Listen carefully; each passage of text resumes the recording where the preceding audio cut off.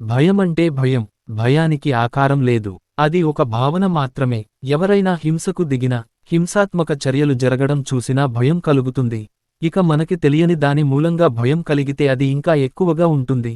మిమ్మల్ని భయపెట్టే వారు అనుసరించే పద్ధతులు, వారి ఉద్దేశ్యం మీకు అర్థమైతే అంతగా భయం కలగదు. ఉదాహరణకు మీరు ఒక పామును చూస్తే మీకు చాలా భయమేస్తుంది. కాని అది ఏ రకమైన విషసర్పం, దాని విషం శరీరంలోకి ఎక్కడానికి ఎంత టైం పడుతుందని తెలిస్తే అంత భయపెట్టదు. తెలిసిన దయ్యం అయితే ఫర్వాలేదు అన్నట్టుగా, భయానికి కారణం తెలిస్తే దాని నుంచి తప్పించుకోవటం వీలైతే దాన్ని నాశనం చేయాలని ఆలోచిస్తాం. రాత్రి ఇంట్లో మీరు తప్ప ఎవరూ లేరు, మంచి నిద్రలో ఉండగా మీకు ఎవరో మూలిగిన శబ్దం వినిపిస్తుంది. మీరు దిగ్గున లేచి శబ్దం వస్తున్న వైపు చూస్తారు. కాని శబ్దం ఎందుకని వస్తుందో తెలిస్తే భయం కాస్త తగ్గుతుంది. అప్పుడు మెదడు పని చేస్తుంది, ఆలోచిస్తారు.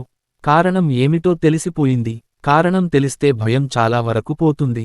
భయం వల్లనే దేవునిపై నమ్మకం కలుగుతుంది. దానికి కారణం మనకు భద్రత కావాలి, క్షేమంగా ఉండాలి.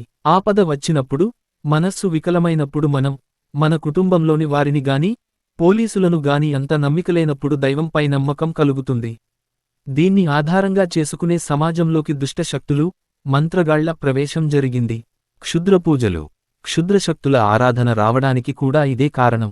మీరు రహదారిపై కారులో వెళ్తుండగా ఒక పాత డొక్కు లారీ మీ ఎదురుగా రావడం కనిపిస్తుంది.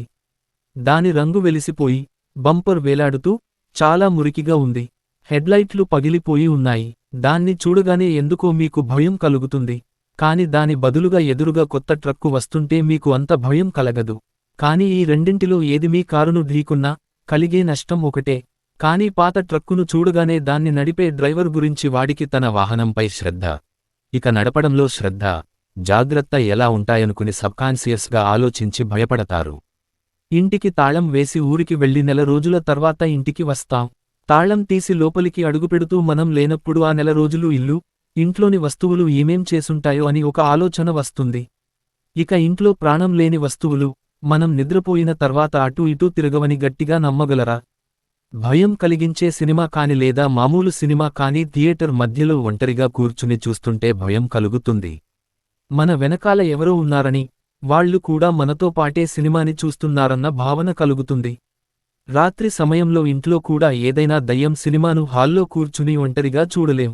ఎందుకంటే దెయ్యం ఏమూలో చాటుగా నక్కి పై దూకడానికి సిద్ధంగా ఉన్నట్టు అనిపిస్తుంది. 4 రకాల మనస్తత్వం గలవారు థియేటర్లో ఉంటారు. 1. థియేటర్లోకి అడుగుపెట్టడానికి ముందే భయంతో నిండిన వారు ఉంటారు. 2. నన్ను ఇదేం భయపెడుతుంది అనుకుని సవాలు చేసేవారు ఉంటారు. 3. భయం కలిగించే చోట కళ్ళు మూసుకునే వారుంటారు. 4. ఇక అలా ఏ భయమూ లేకుండా చూసేవాడు ఉంటాడు. ఇమాజినేషన్ లేనప్పుడు భయం అనే భావన రాదు. కాబట్టి తను కూర్చున్న కుర్చీకి భయం లేనట్టే అతనికి కూడా భయం ఉండదు.